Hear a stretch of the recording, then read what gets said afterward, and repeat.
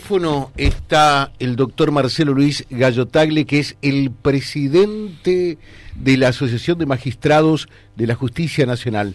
Doctor, gracias por atendernos. ¿Cómo le va? Buen día.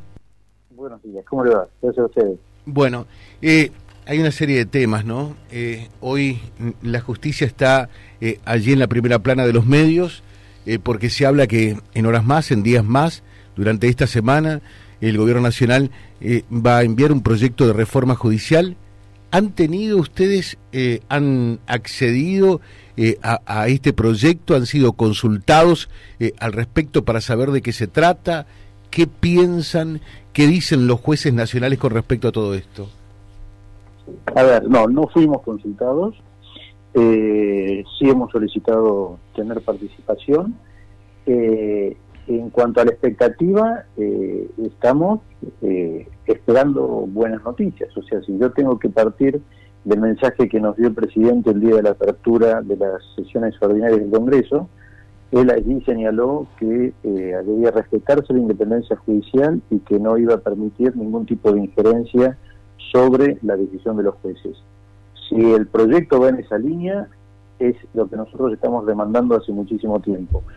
Nosotros, no ahora, históricamente la Asociación de Magistrados ha reclamado permanentemente un montón de reformas que nosotros consideramos que serían idóneas para mejorar la prestación del servicio de justicia. Le doy una, por ejemplo, nada más. El Código Penal con el que estamos trabajando tiene más de un siglo. Es muy bueno, ha sido realmente muy bueno, pero hay que ayornar un montón de procedimientos y trámites, y mismo de la legislación de fondo, y también impulsar y acelerar la posibilidad de llegar a todo el país con el nuevo Código Procesal y la oralización de la justicia, que ya está puesta en marcha en Salta y Jujuy. Y como estas, un sinnúmero de otras propuestas que hemos hecho en la Asociación de Magistrados, fundamentalmente porque los actuales códigos, o sea, de fondo de procedimiento, son los que muchas veces habilitan un montón de recursos intermedios que favorecen el dilatar el trámite del proceso. Nosotros como jueces debemos respetarlo porque está impuesto en la ley y no podemos cercenar a ninguna parte el derecho de defensa amparado en cualquiera de estos códigos, pero está previsto en la ley. Entonces, no depende de nosotros mejorar y optimizar esos recursos, sino que depende del legislador. Nosotros hace mucho que venimos reclamando este tipo de modificaciones y ojalá este proyecto contenga algunas de esas ansiadas modificaciones. A fuer de ser sincero, ¿piensa que va por ese lado, por esa ruta, por ese propósito? Porque hay mucha gente que dice, aquí lo que se busca es que haya una mayor injerencia del poder político sobre el judicial. ¿Cómo es la cosa? Sí. ¿Qué perciben ustedes? Sí, nosotros escuchamos esos comentarios y también, a fuerza de ser sincero, como usted plantea, lo que estamos es expectantes y alertas. Nosotros no queremos prejuzgar a priori con una mala predisposición en ese sentido. Aspiramos a que no lo sea, insisto. Si yo tengo que estar a las palabras del presidente en la apertura de la sesión del Congreso, debiera ser otra cosa.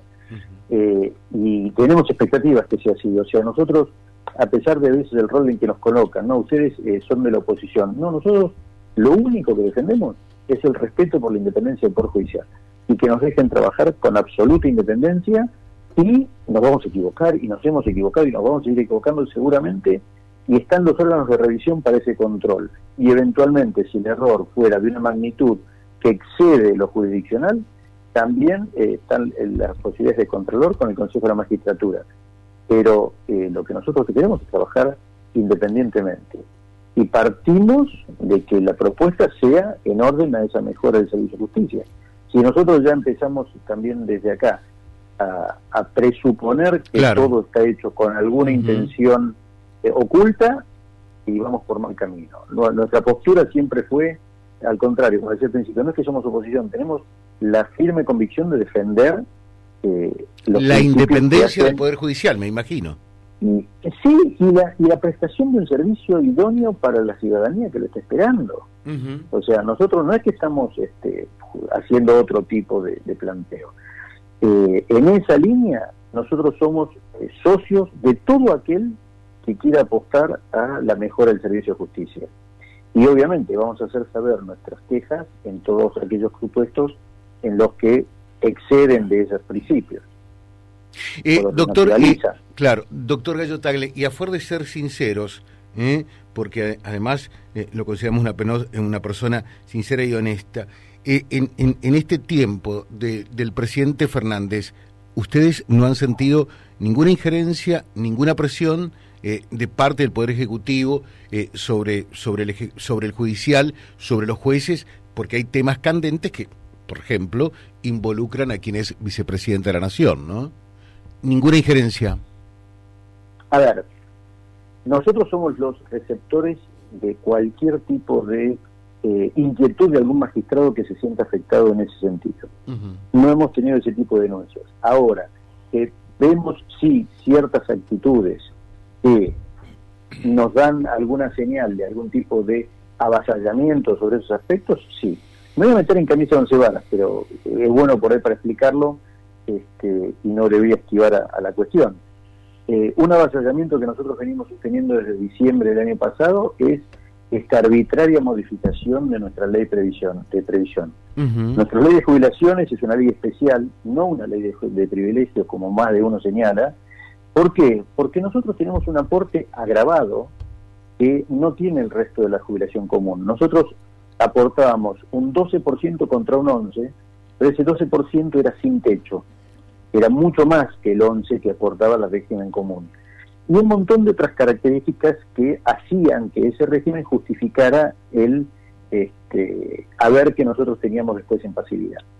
Podíamos sentarnos a discutir y quisimos hacerlo si el sistema estaba dando déficit, no por culpa del Poder Judicial, pero si el sistema está dando déficit, y uno de los motivos del déficit es hay 250 pliegos desde junio del año pasado para ser tratados entre el Ejecutivo y el Senado que están frenados y no avanzan.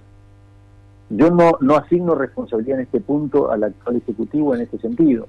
Estuvieron frenados desde junio, sí, y las autoridades del Congreso en aquel momento frenaban el avance de los pliegos a las resultas de lo que fuera el cambio del Poder Ejecutivo que ingresara a partir de diciembre del año anterior. Pero ese freno se agravó cuando, con lógica, el Ejecutivo retira esos pliegos para revisarlos. No tuvo tiempo de reingresarlos al Senado porque empezó la pandemia. Pero lo concreto es que desde junio del año pasado hay más de 250 pliegos que impiden que se cubran en forma efectiva las vacantes. Ahí hay 250 aportes jubilatorios importantísimos que no se hacen. A eso súmele los trámites que están en el Consejo de la Magistratura y otras cuestiones. Cuando nosotros llegamos al Congreso a discutir esta modificación, tuvimos que insistir mucho para ser escuchados, y al llegar al Congreso nos dimos cuenta que solo se estaba cumpliendo una formalidad, porque cuando estábamos hablando en el recinto para explicar cuáles eran los errores que contenía la ley, ya estaban circulando el proyecto que estaba por pasar al Senado, con lo cual no interesaba lo que nosotros fuéramos a decir, ya estaba la decisión tomada, donde se avanzó con un sinnúmero de derechos adquiridos que han sido violados sin justificación. Y el más grave de todos es hablaron de un déficit, incrementaron un número en la retención de los saberes jubilatorios y no explicaron cómo se cubría ese déficit, si con eso alcanzaban, no hubo números. Pero bueno, no me quiero de tema porque este es un tema muy puntual, pero sí nos mostró una mirada hacia el Poder Judicial, al menos en ese momento en el Congreso. Que otras actividades puede ser que estén apuntando también a un tipo de condicionamiento o domesticación del Poder Judicial. Lo que le voy a reconocer es que no somos ingenuos y no vamos a estar esperanzados en que algo sea de una manera y relajados en no tener reflejos para reaccionar. Por ejemplo, el traslado de jueces en causas que por allí pueden ser urticantes para algunos miembros del actual gobierno. ¿Qué hay de eso? A ver, nosotros ya nos hemos pronunciado desde la zona de magistrados. Ese no es un tema en el que nosotros nos debamos meter, e incluso creo que ni el Consejo de la Magistratura debería hacerlo, porque bien o mal hecho, ese procedimiento, cuando se los designó, tuvo un tratamiento en el Consejo de la Magistratura y un decreto del Poder Ejecutivo para confirmar esa situación. Con lo cual, no es la vía administrativa la indicada para revisar esto. El Poder Ejecutivo tendrá que evaluar los resortes que correspondan para eventualmente modificar, si es que corresponde modificar, esas designaciones que hoy por hoy se cuestionan.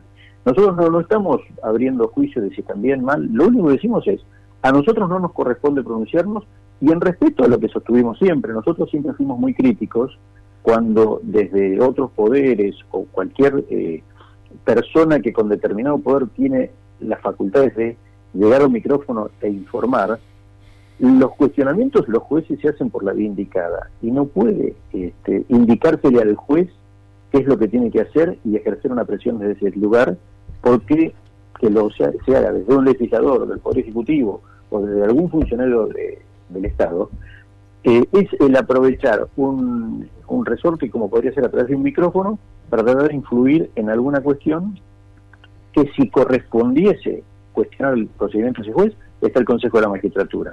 Y si no, debe respetarse la independencia del Poder Judicial, que tanto se proclama, pero a veces se olvida al momento de hacer algún tipo de comentario. Efectivamente. Entonces, en esos momentos, lo que si el error es en la valoración de algún aspecto del expediente, está el tribunal de alzada para poder revisar lo que ese juez dijo. Y ya el error pasa por otro nivel, y bueno, será el Consejo de la Magistratura quien lo revise. Pero respetemos los canales legales que nos imponen la Constitución y la ley. Acá, con esta cuestión de pregunta, le digo lo mismo. Si eventualmente corresponde una revisión de esas designaciones, habrá que hacerlo por los conductos correspondientes y legales, que están previstos en la ley. Entonces le digo, acá hay un decreto, insisto, yo no abro juicio de valor si está bien o está mal. Lo que digo es, hubo un tratamiento en el Consejo de la Magistratura y un decreto del Poder Ejecutivo que dispuso esos traslados. No es por la vía administrativa que se corrigen los errores como ese. Está claro. Y el último tema, que no deja de ser muy importante, por allí no alcanzamos a dimensionar, pero en los principales países del mundo, vaya que tiene importancia, ¿no?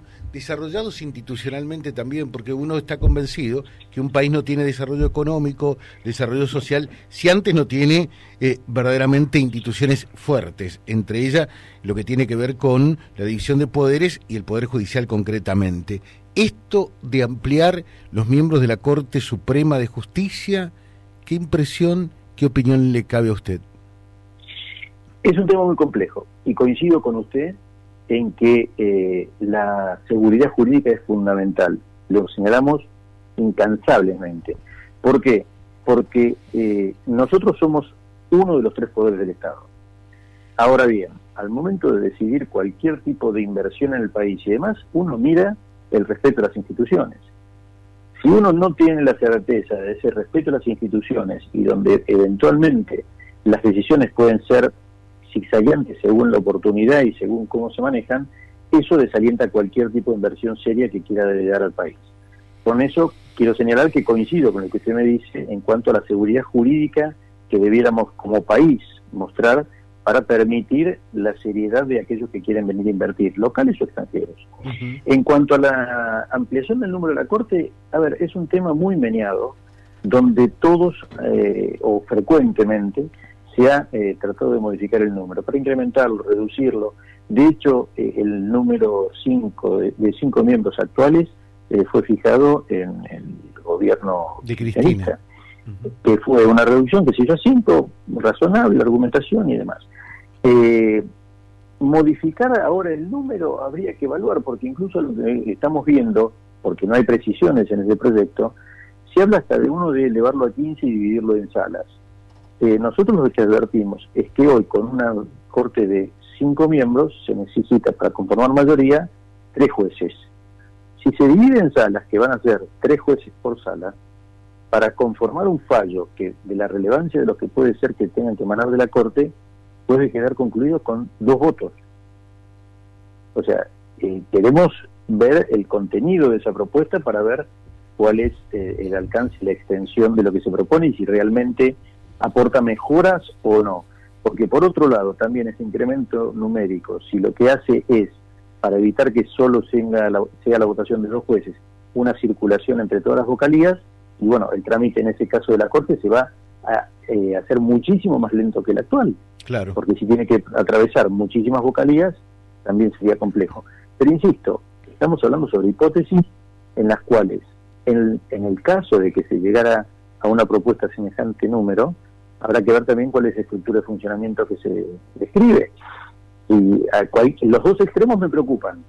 Si tiene que ser circunscrito la decisión de la revisión de la Corte a una de las salas, y estamos hablando de que hoy por hoy se va a confirmar una decisión de la relevancia de las que llegan a la Corte con 2 votos. Y si tiene que circular por todas las vocalías sería un trámite tortuoso. No va a salir nunca un fallo, ¿no? No sé si no va a salir, porque realmente yo sé que ponen un empeño bárbaro, pero en realidad es mucho también lo que llega a la Corte. Tal vez no sería tanto lo que debiera llegar a la Corte, pero también un poco esto va a estar regulado por las leyes, no por los jueces. Entonces habría que circunscribir un poco los casos relevantes que justifica que lleguen a la Corte. La Corte se hace cargo de todo lo que llega en virtud a lo que la legislación corresponde que ellos traten. Y eso es cuando yo decía antes en las modificaciones de las leyes, no puede ser que todo tenga tanta revisión. Ojo, pero esto quiero que quede claro, no estoy hablando de cercenar el derecho de defensa de las partes. Lo que estoy señalando es, hay cosas que tienen una trascendencia superior que justifican un contralor más importante. Y hay cosas que son de mero trámite y no justifica llegar hasta la Corte para cuestiones menores. Pero esto lo hablo en orden al tiempo del trámite del juicio, a dejar que la Corte pueda profundizar y circunscribir su atención en temas realmente relevantes. Y a veces estamos llegando con temas que son de mero trámite. Que no le reste importancia, no le reste importancia, porque para cada particular, cada mínimo detalle de su proceso es lo más importante que tiene en su vida. Con lo cual, visto desde el particular, todo es ultra importante. Sí. Pero en el manejo del proceso hay cosas que son de mero trámite, que no cambian sustancialmente el trámite si no tiene una revisión en la Corte. Ya con los órganos que prevé entre el juez de primera instancia y el actor es suficiente. Acá hay un abogado que está escuchando el programa y dice, solo la esclavitud a la ley te hará efectivamente libre. Es así, ¿no? Bueno, más o menos un poco en otro sentido, pero es lo que dije yo antes. Sí. Nosotros no podemos saltar vallas y no lo estamos haciendo, y por eso a veces los trámites tienen la extensión que tienen, porque respetamos lo que dice la ley. No está en la competencia nuestra para tratar de abreviar, saltar pasos que la ley prevé. Por eso hablo, para ser respetuosos de la ley, como dice la persona que estaba opinando, lo que creo que hay que hacer es lograr que esas modificaciones, que es por lo que empezó esta conversación entre nosotros, se logre seriamente con las cosas que realmente hay que modificar en beneficio del servicio de justicia. Está claro. Le dejo un saludo, doctor Gallo Tagle, muy atento. Muchas gracias. Muchas gracias a ustedes. Muchas gracias. El doctor Marcelo Luis Gallo Tagle es presidente de la Asociación de Magistrados de la Justicia Nacional, charlando con nosotros en la mañana de la radio, bueno, porque vienen temas realmente importantes, ¿no? Un proyecto de reforma para la justicia argentina que va a ingresar esta semana, y también otro proyecto que iría por cuerda separada, pero con el mismo propósito de la ampliación de miembros en el máximo Tribunal de Justicia de la República Argentina, en la Corte Suprema.